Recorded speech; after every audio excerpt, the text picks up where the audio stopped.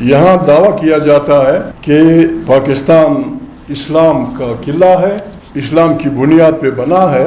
قرآن کریم کے الفاظ یہ ہیں کہ اگر کسی انسان کو، مسلمان نہیں کہا، کسی انسان کو اس جرم کے بغیر کہ اس نے کسی کے پیارے کو مارا ہو، کسی کو قتل کیا ہو، اور پھر دندناتا پھرتا ہو، جرگہ نہ کرتا ہو، ریکویسٹ نہ کرتا ہو، یا وہ انسان جو معاشرے میں فساد پھیلاتا ہے، ان دو انسانوں کے علاوہ اگر کسی نے انسان کا قتل کیا تو یہ پوری انسانیت کا قتل ہے۔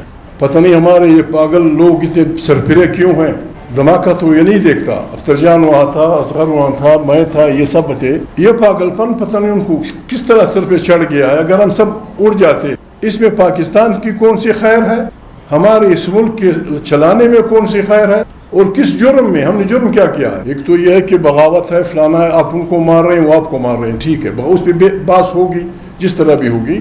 ہم تو وہ لوگ ہیں کہ جلسہ کرنا چاہتے ہیں، یہ ہمارا بنیادی حق ہے، ہمارا انسانی حق ہے۔ جلسے میں ہم نے کیا کہا؟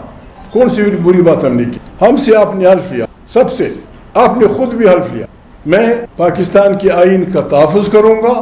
ابھی ہم اپنی آئین کی دفاع کے لیے نکلے ہیں، جنہوں نے آئین روندا ہے ان کو کوئی پوچھتا نہیں۔ ہم نے 75 سال گزارے اس ملک میں، یہاں سینکڑوں پنجابی، سینکڑوں سندھی، سینکڑوں پشتون، سینکڑوں پنجابی، آپ نے ان کو دفعہ 144 کی خلاف ورزی میں مارا ہے، سینکڑوں، اور آج تک آپ نے کسی سے یہ نہیں پوچھا کہ آئین کو توڑنا، آئین کو معطل رکھنا، آئین کو بگاڑنا، اس کی سزا خود آئین کہتا ہے کہ ہائی ٹریزن ہے، سب سے بڑی غداری ہے۔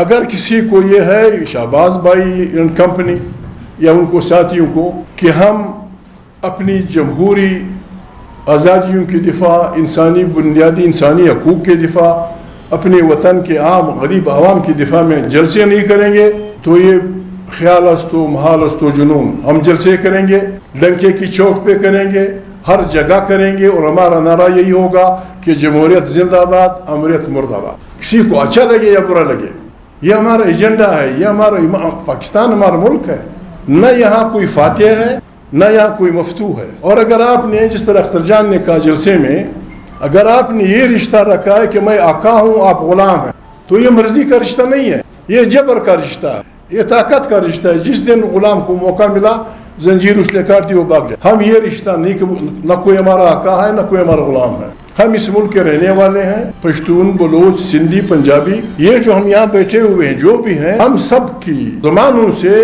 یہ سوچ رہی ہے کہ ہم انسانوں کو برابر سمجھتے ہیں۔